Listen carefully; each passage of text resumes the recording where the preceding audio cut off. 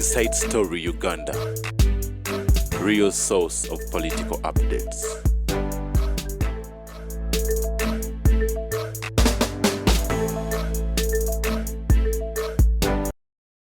Commissioners begabira ensonga eyo Honorable Theodore Sekikubo yagikomeza okufuna parliament olunaku lw'eggulo nga bayagala kutegeera nti bano ba commissioner sente ezo bazeewa batya. Abamu ku bazifuna nawulidde ku Honorable Mathias Mpuuga ng'ayogera n'agamba nti commission yemu ye yagabira abaka ba parliament bonna amamotoka nga tewali n'omu yabuuza accountability. Lwaki mubibuuza kati? So ensonga ya accountability ng'eggwanga n'obuli bw'enguzi ensonga ezo zikyalanda. Neffe tuba wano n'omukukunavu Joseph Tamale Mirundi mutabani wa Yowaana ne Mole Namatovu nannyonnyola ensonga ye nga bw'alaba naki kye tulina okukola okulaba nga eggwanga lino litereera. Nakulabye olina akayimba konyumirwa ennaku zino muzeeyi kayimbibwani kayimbibwa ba Juliana mwoyo kikati gw'olimu oli mu mwoyo kikati kayimba ka Juliana nga wino weddeyo nkagala nnyo era Juliana nabikoowa nange nakulaga omutima ogujjudde wampita fala naye kamukwano kati simanyi gwe bw'oli mu kanyo waliwo eyakukyaye abayimbi no kubako kamukwano kati naye ayina gwe yali abuulira kamukwano naye nga alina gwabuulira wampisa mubi nange nenkukyawa olw'omutima ukedde nakukyawa nange ngagala nnyo waliwo abajoozi abanneereegamu omanye ebyo byonna ebiri awo mwe temunategeera Yesu ebyo byonna corruption biki ekibivuddemu kati ffe mu byobufuzi batugamba nti buli lwolaba distraction ekintu ekibuzaabuza ekivunda oba ekivunda muba mugenda kuvaamu ekirungi except a human being. Human being bwavunda tavaamu kirungi. But God creates in scattering. God scatters. Nti ndakugamba nti omusoli gwa gumu bazanga w'ennimiro. Empeke emu y'omusoli evaamu emisoli emeka. Twagezaako gibala mu service muntu wa Kristo agulesa. Naye emala kukola ki? Emala kuvunda. Yes. Nti ensigo ya ffereemu bwevunda evaamu bife ne bimeka ku muti. Ensigo emu bweti. Yes. So ovakado bwayi. Bw'osoma political science batuga nti God scatters. Taina uniformity. Era zisula ku lwasi ekinewuunyisa tise Kabaka Muteesa olubereberye yali confronted na DNA Berry 1879 abaminsani bajja wano bajja batya Gondi kati Muteesa was a wise man. Katonda ayina egundi obuyinza bwawa ku bantu nabagamba nti kitange Yowaana Mirundi ne Museveni basinga Sulemani amagezi n'abantu abalala. Why? Ye Sulemani yali asabye Katonda bano bayina nacho intellect ti my father yazokoka ekiro nga bakuba ennyumba y'omusajja mumuyita Sesanga yali assa omuntu mu katale k'omubuulo ekampungu ab'ekampungu ne bajja bamutte revenge. Kitange swaggled with my mother ekiro samwenda enduulu evuze. He went there nabagati mukuba nyumba ya Sesanga bajja basiba Sesanga yekukumye n'abaana be nga gwani atulagira nti Mirundi mutani wa Sembuya. My father had a lot of respect on the village nga bamutya nnyo even beyond our village because he was a very wise man nga sorting problems ati nabaga nti mmwe waliwo agula ekibanja ekya Sesanga ne muvaamu omusajja bamuyita Kakooza okigula mmeka oba gyali emitwalo n'abankaaga Mirundi yali akona ekikumi n'akiwa bali gye baali bassa omuntu bagenda bugenzi nga bakayaniya ssente bali ne bakolaki n'agamba Sesanga nti gulawo n'abaana bo emirundi abantu bajja kunza nti bagenzi likanoti naye ekibanja kyo nkitunze kati kuno ku kyalo tukwenda kubeerako n'awerekera Sesanga ekiro 11 yayina ekimundu kye naye nga nze mmanyi baganda bange tebakirabako apaana ne mukazi we teyakirabako basajja bedda bakuuma nga nti musajja wedde bwagamba omukazi temukisenga omoto yingiranga mutajja kuyingiramu bano bawakanya bawuliriza nga bali abakazi bedda bawuliriza so escorted Sesanga tukaliisiza nga bukya nakwata sente ezize wavaawa timasaka genda Sesanga bwatubuka eyo nakola olugezigezi nagenda mu balooya ne bamugamba nti genda wabire emirundi iyo mirundi bamulabyeko nti yalidiriza abantu okujja okuba ennyumba yo mirundi ne bamuyita emasaka mu kkooti abalamuzi bedda tebaalinga baawana abalidde sente. If you wanted the freedom you would go to court. Mirundi yabuuza omulamuzi n'amugamba nti nze nga sinnabuuza njagala mugende mu ggwanika ly'e Masaka mundeetereyo omusajja gwe basse ng'abantu mob justice okutwalira amateeka mu omulamuzi amugamba nti oyagala gwaki explain lwaki oleeta omulambo gwe baakubye ndi omulambo ogwo bw'oguleeta mu kooti gwogera nti no Sesanga singana mulese ne bamukuba ne bamutta ne family ye singa alinga omulambo ogwo oguli e Masaka. I helped him, saved his family, bali musse. Is here choosing me of leading a mob. Omulamuzi yamugamba nti if in every village we had a man like of your type to what about the mob justice, you are free, go home.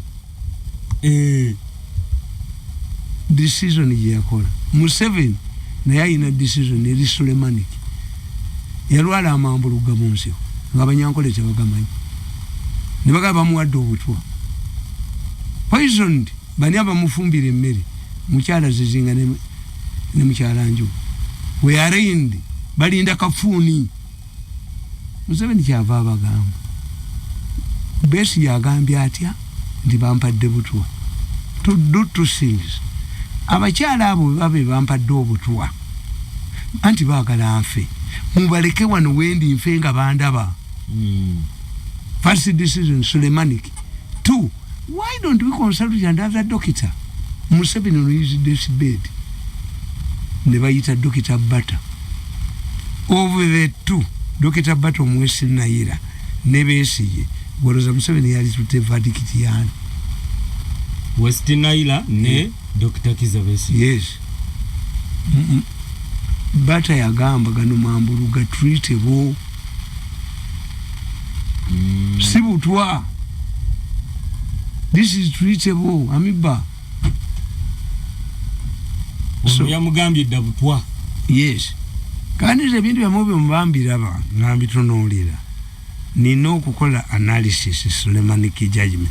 Era tewali mulamuzi wansi yonna gubawa bwa chief justice okujja ko mu Uganda nga talina Suleimanik judgment. Mu Uganda omulamuzi alina Suleimanik judgment yalimu Katusi. Suleimanik judgment otegeeza magezi agatali ga Suleimanik RDC Nova yo no mosaic kitegeeza mbyobufuzi nti wali wazza okunula abaana ba Isiraeli ekitongole kifudde kireete mu Musa tuyita mosaic. So Suleimanik ne bwoba omulamuzi oyambala mosaic oba Suleimanik. Yes.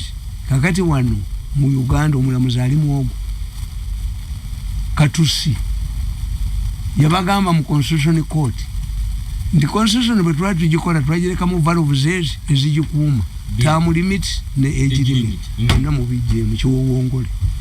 That was Suleimanik judgment.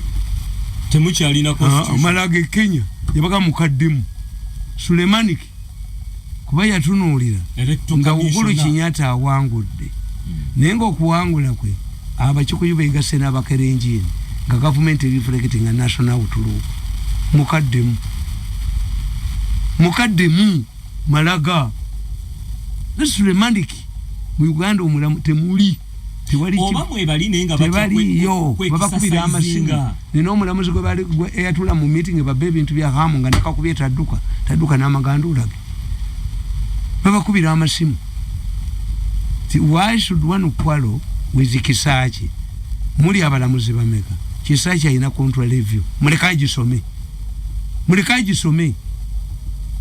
Lwaki tumulekana agisoma? Babakubira amasimu abalamuzi. Bamukubira amasimu tebasomanga ku mateeka. Nakola vulugu.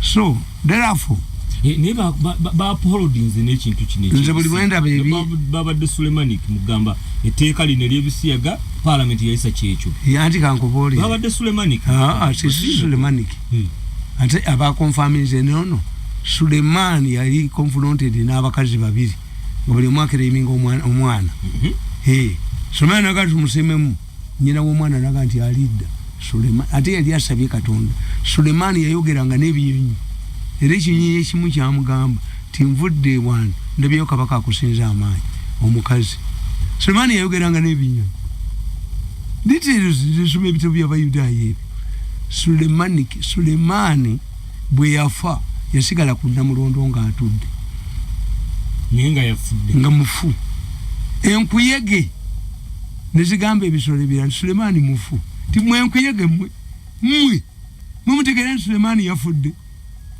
kale mutubuli ekibakakaza twamulumye ebigere tanyega n'abakulembeze bwe bali bayinza okutula ku Namulondo nga Sulemani nga bafu paka enkuyege nezibalumya ebigere nga tulize enkuyege zitugambe oyo mumulaba ali mu office eyo naye olaba nti enkuyege zalina amagezi kyobalaba nti Abaganda bakugamba nti enswere talina amagezi yegenda n'omulambo Magombe enswere ina amagezi ebuuza naye bulijjo bumwetololako nga ngoba bwembeera naye bulijjo aba ayimiridde ono mufu neetema watyanga yeetololanga ebbwa lyawonye etegeera nti ono yeebase enswere edduka naye nga mulowooza nti enswera nsiru mukukunavu tuli awo nga tulina abakulembeze nga baafa dda enkuyege tugamba ntimunayo anti mwe enkuyege zibabuulira ne muganda enkuyege olede zoogera yeffe tetuwuliriza nimwe temuwulira nti Sulemani mufu anti enkuyege baleete enkuyege zoza nga bwolaba mu Bayibuli bwenkugamba nti eyatuyamba okutegeera nti Yesu yazuukira yali Thomas leeta ebibatu byo by now there would be an argument mwakakasa kutya nti yoye yazuukira tebakibuuza era n'abagamba teyazuukira tebabuuza bujulizi Thomas we depend on Thomas sajja yatulaga ebibatu ng'emisumaali gyayisewa n'alyoka kkiriza yes was very intelligent omulala ali intelligent Luka yali medical doctor nga bano bavubi yamuga nti ab'ebigenge tobalinaana bijja kukwata ate naye naawuliriza Jesus listened olwa bakulembeza abatawuliriza expert knowledge kakati mwembagamba nti ebintu ebyo byemwogera nti tebinumamu nze ndi focus nalabye meeting ng'abasajja beecwacwana ne bagamba nti akasajja tugenda kakolera kikano akase business yaffe lwaki Museveni n'ebyemulago yabiweze wakyogerako eyo waadi mwe babadde bagenda okukolera naye amazina gabadde emulago omukazi yazinya amazina emulago nga gasinga ag'Abayisiraamu anti babadde bamunyigiriza bano ababiri abasokooza ababiri mukiremeriku omwana bw'alemera ku bbeeri balisigako kamulali bajja bawutula abantu mulemere ku kusokoola bali babiri bokka abalemeddeko bannaabwe babaga tukiriforming ne bayi nakireme waliwo akazunzo olutu ne kakiremerako naye nze omanyi lwaki mbaddewo Museveni yabagamba if you harm that man in any way I will dig deep and uproot you kasaba kwatako ne bagenda ne bamugamba nti ebyuma biwe kandiko why did he give Museveni is a funny man why did he give this mad man machines sophisticated machines mwenda hiyo ganti majini Museveni yakuwa amajini majini Museveni anti bamulaba bamumonitoringa nga ina CD zajja ku CD aseka ku modern machine ne bakomawo ne babuulya bannaabwe temumanyi omusajja tumulabye kakati kitegeeza mirundi ya recording naawuno ne bagoba nakyo that abitwalira Museveni must be a rich man atasobola kubeera compromise ate omusajja professor ne bamubuuza Museveni yabaga nti ebyuma bamula lwabeere nabyo yabasobola tabiketa abo opposition opposition mbeketera nebiketemu no bujuzo omuzunza mutwe nekizunza lutwe kakati nalaba professor nga bamubuuza professor psychology why did Museveni of all people entrust these very sophisticated machines to a madman kuba mwenda yaga nti mbinoonyereza bigula millions of dollars 16 senti nyingi nnyo n'abagamba mwenda ezo machines Russian machine it rotates on Russian satellite 24 hours a day tewali bobeera n'etakwata professor n'abagamba if he chose Mirundi a madman do you call a madman Mbabazi yabagamba nti mumuyita madman naffe twazanyisa Museveni nga tumuyita madi yatukuba no yajja kuba malewo Mbabazi bwe yabagamba ti uyu omusajja yajja kuba malewo bayina wodi bafananya ne Museveni tava ku lutalo Mirundi alina byafaananya no omusajja tava ku lutalo ekyokubiri n'abagamba nti Museveni hides his brutality is a wild animal nti engobwera enjala zayo teziraga ne kapa teziraga naye gikwateko Mbabazi bwe yabagamba nti oyo omusajja ne Museveni bafaanagana bayina traces satu ani munange nga professor abagamba ti if he chose that man he wanted a flamboyant man who could not be compromised. Mirundi is the best choice. Nabuuza omusajja ti gwe gwokola effujjo mu ggwanga olabye ko intelligence report ekwogerako oyo yakukuba n'akusobola. That's why bwebyo ebyuma gye biri yabiina. Kakati I analyze things from an informed point of view. Tibo bano balemeddwa ekintu kimu. Museveni nabaga nti working for Museveni and understanding Museveni are two different things. What does Museveni want today? Museveni wants a peaceful mwechemuita transition. Nzembaga transition tekiriyo. What we are talking about is a change of leadership, not a transition. Okay, twawulire. Transition kitegeeza ne leadership. Yovudde toddayo. A baby and a pregnancy is a transition. But omuntu eyafudde nga bagenda muziika is not a tradition. Those are burial ceremonies. Okitegedde? Except if you say a transition means from a living body to a corpse. That's a transition. You don't go back. Mu transition toddayo. Nti muli mu transit mulaga Rwanda. Ennyonyi n'egwa entebe ku kisaawe. Abali mu transit bakola ki? Ebu bagenda. The moment we made the constitution in 1995, we ended the transition.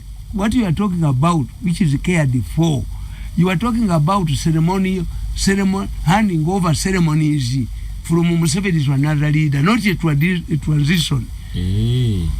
So, to another leader, and this leader, any leader. You see tradition. Ukuzika see tradition. See transition. No, you already dead. From a living human being to a corpse, that is transition. You don't go back. Constitution ya fairly elaborate. Tulonda mu February, President elect ajadde. At a transition is. What you have not had is a handover ceremony. Is that a transition? Are we going to go back? No. Oba transition yaabwe aboogera kuna bwe mba ngezaako kulowooza mu layini yo. Oba bali kutunuulira ono omuntu omu Museveni. Kati obukulembeze bwonna obubwe bwabadde nabo butransitinge bugende eri Mirundi. Atalina kakwate ku Museveni. That is a handover ceremony. Tell transition. Ate etya. Kubono ya transition nkugambye tibuve Dubai, you are in transit. Olutuuka Entebbe, you are no longer in transit. Toyina buddayo ate Dubai. The following day. tenyonyi bwe gwadi sababu oli mu transition paka Dubai waliwo direct ne malo okugwako Ethiopia kakati ekyo bwe baba tebakitegedde. You see Ugandans, we have politicians who don't understand the political jargon nga tebazimanyi. Kakati nze nkugamba nti bano abasajja bano bate bakitegeera nti Museveni alwanyisiza ki safe houses are they there? Eggwanga ayagala kuliza mu 86 bwe yalisanga tebakitegeera. You are talking about those who were arrested long time ago, not new arrests. Abakwata abantu yabayingiramu. Ukitegedde nti Bobi Wine bwe boogera tebaga nti waliwo yakwatiddwa, bagamba abakwatibwa edda. What has happened? Abakwata yabayingiramu. Murders tewakyali. Bota bakwata sibiriyo byokutaka wesa nani tebikyaliwo. Okuta abakazi kukyaliwo bonna bakwata bonna. Abatta abakazi bakola ensubire balumba owange nimba kwata bonna amasimu jenga kulageko network bwe yali yonna nabwana okutta abakazi batagitinga owange ngenda okulaba nga essimu emu eri Lugazi, essimu yemu eri mu Albert Cook, mulimu unity y'Abachina abatta abantu omwange bamuttira, essimu yemu eri mu ddwaliro ly'e Rubaga, essimu yemu eri Kiruddu eri egi nenjikuba musajja we Lugazi n'agikwata ninjogera naye. You see that number is used by my junior Nadamanako. I've already handed over him to the police. Why do you panic? Gentleman, why are you panicking? Nenkuba babasajja batta abakazi baina akaunti yabwe ng'eriko million za pounds nga batandise n'enani government organization one. Atema n'abasivili sente bazindyako. Waliwo gwe bakwatira ekisubi ng'akuba amataffaali nenga ku akaunti ye kuliko miliyoni 7. Akuba amataffaali ayina miliyoni 7. Nawonye oyo omusajja katongoleza nkubira na ssimu nagenda ekigo nembaga nti amasimu gano mugalaba mu prison oyo omusajja taliimu abatta nga bamubyeko nnuuni ye. He does not talk to me. Nze sikufaako. Kakati bano tebategedde nti Museveni ekintu kyasigazidde ekimuttira image organ trade nti mu ggwanga lyemu ebiva ayina bamalawo kyobulaba ekyemulaga akiyimiriza. Why? Bagenze emulago ne bagamba tife katubaguze nga mutuwako mubijja wa mubagirawa kusajja gwobagirawa ne munno bwe muli. Nekyewuunyisa nti olutalo nalulwana naawe taluwogerako. Media bagigula ayogera ku nguzi ate wawulira maneta yakuba mbu mulaga atandise extraction oyo maneta buferi bagula bugule. Omukazi w'emulago yazinya amazina nga mulaba ku video naga nti muzeeyi yamponyeza anti bo baga nti obutambi bwange mwajja kasa naga nti bagenze emulago ne babati kadduka emisinde n'olutulwako nono ne yeekukuma bananga abaana batya Museveni. Abaana bo batya Museveni kubanga le wasema okuba wano bwakyogerako kekukumye tekalabikako. Nafuna message wano ngisaba nga omukukuna vatu yambe president nga tanabagana fa abatubuulire tujje banoonya ngenda baba buulire bakolabe bwe kadduka n'olutulwako bagambe bano Uganda wano ojagenda ogenda n'ekyemulago yakiyimiriza n'ekyemulago yakiyimiriza wadi n'abagamba bakikolemu ekirala naye omukazi w'emulago yazinya amazina kuba kamuyita ne kamutiisatiisa nenanyini nsobola okubeera omuko obulamu bwe bwonna naye n'amuyita n'amutiisatiisa. Tugenda osoma ekitabo Mukukunavu president bwe yakola enkyukakyuka mu URA n'akyusa ojjukira bakamishona bali be yajjawo abali abafere kankubuulire let me tell you nja kuseetera akatabo 7 points Museveni concessions Museveni gave to Kasiita tebagenda nga wa Museveni nerero baddayo andi bagenda musisingana nja kufulumiza akatabo abawagira abasuubuzi bali mu revenue authority. We used 5 billion to cool down the strike. Revenue authority yennyini ye wa sente abasuubuzi b'eddiini nedda mukukunavu naawe ng'ate twagala batunoonyeze bafandinge bajeti yaffe nti gwe kimanyi nze nkubuulira ebintu tomanyi kye bayita deception mu psychology oba mu propaganda manyi propaganda alinga psychology agatta byombi bw'oba mwana muto wandisomye ku psychology ne propaganda naye bwe tebamusomesa propaganda abantu balowooza nti bulimba propaganda means the packaging of information to suit a certain target nti mbaga nti Bible is a living book nti bano Museveni alwana na baba sokozi nga Farao bwerwana ne Katonda bwamukakanyazo akakanya day no kakanya day kubatala bawulu tandifu business uyo Farao mu Uganda mulimu Farao alwana ne Museveni Farao. A Bible is a living book. Farao akanga the Farao Katonda mu bebi bonero Farao akanga badali medde ko Farao amanyino gamba mugende mbatadde kale mugende baba simbere kigere mubakomye nti Museveni abajjako sente without money sente Museveni zonna yazeka ku center ye without money they cannot carry out activities. I'm telling you without money nanyini sita so tayine kyasobola kukola kandi tekakyasobola kujja ko programu ze baka betwe ne bajasa kakati ya Museveni abajja ko sente era Bible ekugamba yali Samsoni bamujja koki mviri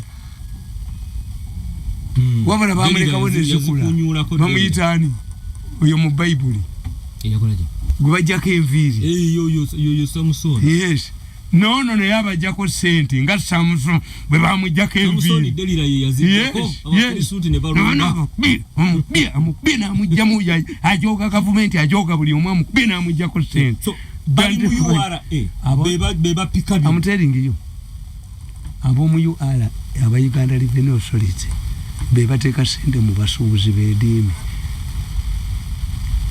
omanyi nti bakuliyetinga w'ekisango wano amateeka gonna agafuga amafuta mu nsi yonna gali London kooti eri London bakuliyetingira Museveni ekisango ne bagenda e London n'abawa handshake nga be bakyekoledde n'eŋŋamba oyo omukazi akoolo nti gwe akoolo bajja kunona mumanyata wali wano bagenda kugoba when did the Revenue Authority start being a paymaster revenue esasula etya ngasinikam yaina amanyo bwegati ndoze yanyweranga mugundi umanya amanya ago bogalaba kitegeeza nti oli yanyweranga mukinanka n'ekyo tewali bobikope ewaabwe kino ekinanka bakiyita batya ekikiti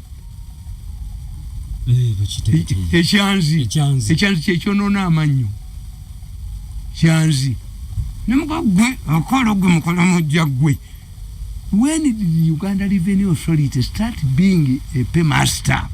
You are always told yaduka dana amanyoge yali asinika nze bwe nkugamba ekintu nti kikoma wano tambula ogende kati kino kigenda koma wa andi nkubuulidde benchuka omukulu yazikola ate yabagamba Museveni don't blackmail me by saying riots.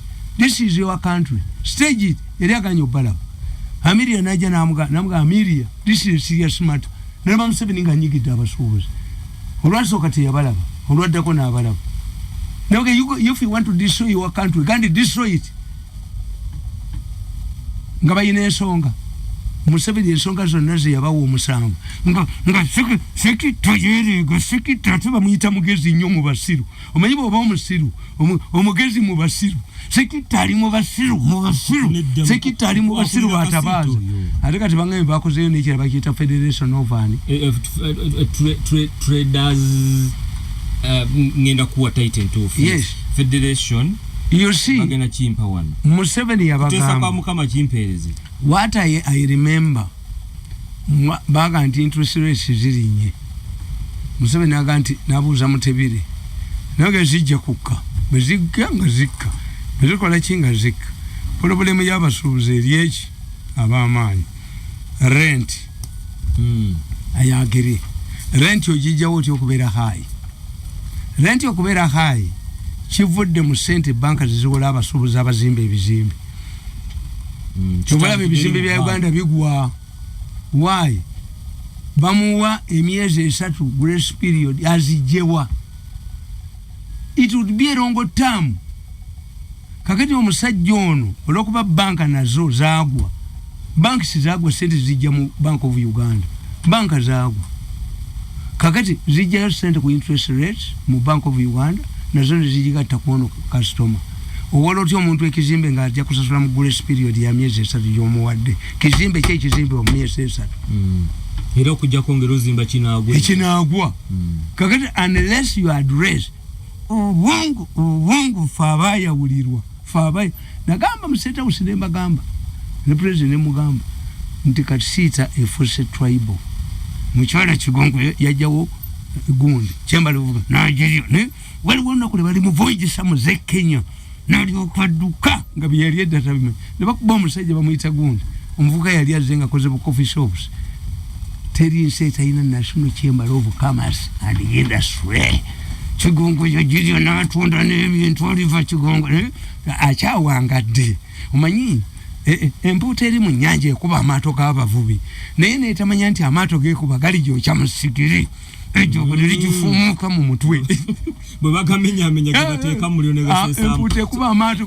g'abavubi naye eryato lyekubye lyerigyokera mu kalaayi ensonga eno bwe yagenze mu setteesezo ne bazuulayo ekintu ekirala ekya double taxation anti wetaaga experts that was what I was going to tell nakyo kyenagamba undi Amelia Chambard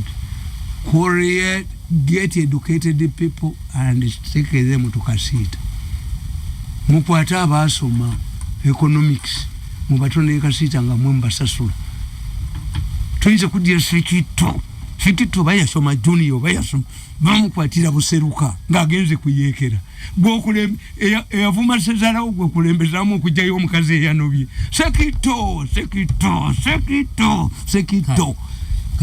kayondo mugenzi kayondo get educated people to confront Museveni you must get educated people sikasite eyo sikasite ya buli omu you have to be knowledgeable ajja kuyita Museveni yayita yabuuza nti waliwo wano wasitambiki musajja namugamba nti wendi do you know that I rang you looking for for my relative and I left a message with your secretary General Museveni has rang you when you come contact him you didn't the man said I didn't why I'm a Kenyan in Kenya a president cannot look Pharaoh I thought you were a con man Museveni yagamba nti bwe yabano yasoka nabasindikira message banka ya fair UCB ati ate kyaliyo yafuka Stanbic yakubira oyo munna Kenya bwagano muwa sente nakolaji nakubira Sudiru mudakika 3 Sudiru yali alesero banka ya Sudiru bajigala kubakolera ne bagikuza abazungu kubanga etteeka eriwoza kati Sudiru agenda London eyo banka y'abazungu bashareholders bazungu olaba babbi nti bagezi nze mbasobola wano bayinyo kibata international law yegendo sala yes okay right tugenda somera ekitabo kino the 4 mistakes by the Choban group nkugamba ti Museveni bazo nakugamba luli nti njaka kuwoka some nti bazanyira ku tukita deception mu propaganda tulina ekituyita deception ndi nkola goloza nti nkuyamba ogenda mu parliament nga yanoonya bibye sekikubo bamuwe sente asirike era banamuwa sente nga asirika sekikubo tayina gwayamba tebannamuwa kati kyovula bayogera sekikubo bamuwe sente tayina kyakuyamba mu tukita deception somebody appears as if he is fighting for you when he is fighting for his own interest tuyina kyetuyita self destruction mission somebody can put you in a self nti Museveni yaddira omujozo oyo namulekera buli kantu konna naye nga mulinze wanamukubira era mukubya mujjemu ejo kulyo nalyo abadde nalyo ali mujjemu tuyina deception katuziyitemu tuyina embarking on a self destruction you force your enemy and reverse psychology yes kale kambi some wano tugenda some ekitabo ky'omukuko kikadde nno kino sikiri musanvu ono bili Museveni bamufera bwachiwandika kuba bali baloza tajja genda mu kakiiko nagenda dibandira baddala kati tekuliko kwinije mu library kwini wuno mulaba ayi document buli omu yenna sokodda abantu nina obutambi ne mulani waliwo bajja okuba omutwe bagwasi yanneeriga mu nnyo era nze nasazeewo kugenda nendalweso tutuule mwetondere yes teyabiriimu nalweso teyabiriimu bano abaana be baali babikola nga kanigenda okusujja nkakubye kajja kukulagula nkakubye ekyogo nendi kajja katambula ekironga musezi ekyokuli namba kubye abaana abo ababiri ate sinnamala nataddewo n'ekibiina protection of human organs in Uganda mbakubiridde omuntu oyo ne munni okuneregamu emyaka 10 banjabo kati kube business ngiriwo ddala kakanya obujozibu nakano kakanya ezitambula katusome wano. In my final submission I wanted to address this issue of CHOGM. In my opinion, my meaning Tamale Mirundi, in my opinion, the CHOGM group has committed a number of mistakes simply because of their limited grasp of political dynamics and principles. When President Museveni initiated the audit process of the CHOGM funds, this sent panic in the group. The reason was that they didn't understand the president's intentions. They believed that President Museveni was trying to get rid of them in the impending general elections. They were also aware that once they were stripped of political clout, they may end up in the coolers. This also rendered their political and business interests at stake. In our developing countries, business survival depends on one's political and social status. Whoever loses political office and hence loses the political influence also loses business interests. In developing countries, business largely depends on political patronage. This explains why our so-called tycoons do not outlive regimes. I remember as a child, I would hear Kadingidi's adverts on Radio Uganda during Amini's time. Where did Kadingidi go? Did he go with Amini? Kadingidi kali kati yako. Engoye z'omwatu zigulawa zezigulawa Kadingidi atunda bulungi ate wakisa yitayoka kaseche ngamba. Kadingidi yali musajja mukonjo nga mugagga muyitirivu wano twayinawo Kovuma Charles Oliemu nga mugagga muyitirivu ali luddawa Mukalazi Technical Services yagenda ku ssomero omwana we nga awemudde na ssomero lirimu bannaddiini namubuuza bayogedde kigambo ki n'akyogera ku parade n'akiddamu emirundi 10 ekyo kibi tokyogeranga naye ng'ayogera kigambo kiri nga muwemuzi Mukalazi ngawe mulabu wemuzi ng'aliko omusamba gwa Kaseegu naye Mukalazi Technical Service yakolanga enguudo wali ayina ate waliwo makomiko Apollo Milton Makamoti Deputy Minister of Finance kubote nga ina buzz obugagga bwe yasigaza ka hoteli kale wano ku bakuli akatunda kakyali anakakatunda niye ati bana abasokodde abantu abaana baabwe emizimu gigenda okube abaana bwoba ina kubana babiri muwalawo omufumbiro wako katongere tunyumiro omwana wazaleke walala kubanga emizimu ekigenda okubaba lebizibu babiri n'olutwe lwako n'olutwe soko balemuko. Those who were in Uganda during Obote 2 complained, is it complain kitabo kyaffe kikadde mu kisaasire ahabi bino bifunye companies like Chovmo omwogeddeko Kovuma Charles Oliemu which belong to Apollo Milton Makamoti Afro Motors omwogeddeko okumulinga ye musajja letanga Puzo mu Uganda ali ku Bombo Road Puzo eri esomero lya beri Kabojja primary gali makage nga waliwo abakazi basatu mu makaga munga abakazi basatu kati waliwo somero waliwo muganda ngensubuga nerwege yafa bali emmotoka tezajjawo ziri expensive naye sente zamulema mu banka miliyoni 8 oyo era naleeta abaana be nalemu obuzibu nga minister bamuwola sente nga bagambi nti sente za NRM ziruddewo babagoba nga yazipi Angalan intracells. Twasimbanga yesati ngesati yotunde wagalani atogitunda mu market tebasasula musolo agalani intracell naye abasokodde abantu bagenda kudda wanga bato odo committee yebbala yokka yabeeranga mu Kampala erinanye wano ewali cooperative odo committee bakitegeezaki nga yekesa mu kibuga yokka odo committee odo committee yali yani odo committee obodo committee kitegeezaki nga yebbala yokka enywa mu Kampala nekesa anti ffe twalina kizibya nga bbala zonna ebaddiranga wala jine bamuteekamu gonde omunanasi nga gweberwa ku mpaka baguyitanga pompu ki nga waliwo kizibya sawa mwenda nga munyuse waliwo omusajja wano oba wano amumanyi yayingiranga mu kikuubo essaawa 7 n'ekitala ky'okulya omusaayi mu kikuubo nga tanyiga muntu naye ayina ekikapu kye kyayambadde buli dduuka basuulamu ssente mwemulabye ku Kampala mmwe.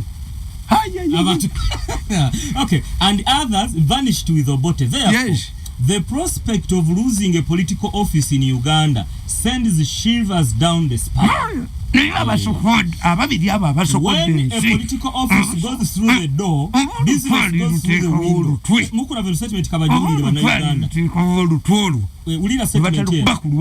Okay. When a political office goes through the door, business goes through the window. Exactly. The two in Uganda are inseparable. Yes. The third important fear. Kakate nkubaliya kubaliwo wano. Waliwo Lusenga mukagga muzibu. Kano tulino kasoma tulino kaddira. Yali awamba government ya Museveni. Bamwavuwaza. Nasanga Lusenga abamaje bonna abafeddemu. Lusenga bagulya 5 bawambe Museveni nga yenna nyine bwe stars. Namusanga ku lubalaza ku lwedduuka nga atudde bwati tekyalina ekikumi. Government ojepangira. Luse bamwavuwaza. Waliwo Evariste Nyanzi nga ina mbogo. Traders. Evariste Nyanzi yali secretary treasury ku mulembe gwa Amin. Very rich man wa DP mukinana yagulira bakandidate bonna emmotoka Mirafiori, Fiat Mirafiori. Nyanzi Museveni namu obwa minister bwa commerce nayagala okuwamba government. Nyanzi yagenda ko yali omugagga n'agenda ogula empuuta n'abaga nti abange akafeera kange nazze nako temumpa kaveera ng'obwavu obumuliko. Yes, he came to me. Nyanzi before he died he came to me ndi ngambira president ampeyo ku sente nange nabagira obuyekera ne bonona faamu yange kitabani kye ne kijja ne kitwali wa miliyo baki wa sente wange tikyadda ne kitwe kyakyo kiri mu yiso ne kitwe kyakyo. Kopolo Sharif mu kikuubo nzeye wana mukuwadde Kopolo Sharif kale laba kopolo ate waliwo Kopolo Sharif nga yagera n'ekikapu oyito ojokolo yafa waliyo Sergeant Obote yatta abantu 10 mu mpigi okukungubaga. Sergeant Obote waliwo wano gwe bamanyi obulungi abeeranga mpigi mu town nga ayina akagundike Sokolo yayina akakimake kasonge mwolabe empigi songa mu kakima ka Sokolo akuyolerewo nibana abasokodde abantu abaana bano ababiri abasokodde abantu omuntu natta abaana 15 nakoma wano jogo kano nekaguza abantu mulani abantu nakone kazunzo ne butweregako ajako jakemu Kopolo una ali mu kikuubo agenda na kikapu neba agenda batya neno Sokola abantu abaze mu ddwaliro okuwona n'obasokola be bakulisiza emmere be bakolaje ne kasokola katunda n'ebweru ne kabaguza Nyanzi nga minister wa Kamasi tusembya yeno message eva muzeyo wana Nyanzi nga minister wa Kamasi yalagira emmeeri za Uganda Railways okusuula sukaali mu nnyanja okuva Tanzania.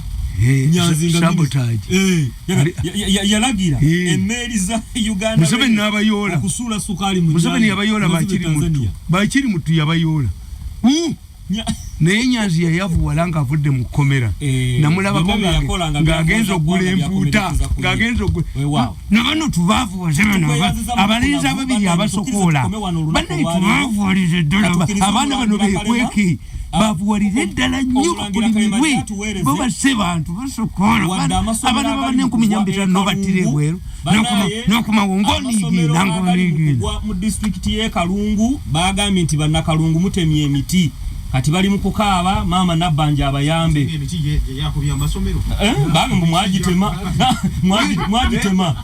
gitambu yisi kati nsuku zonna twayina emito anti muddemu naye kati bagambye ensonga amasomero ga mu Kalungu gali mu kugwa miti ki miti gagikubye miti emeka mulangira tutogerako kimanyi Kalungu mujonoonye emiti mugitemu gimazeewo badde masimba ebiti era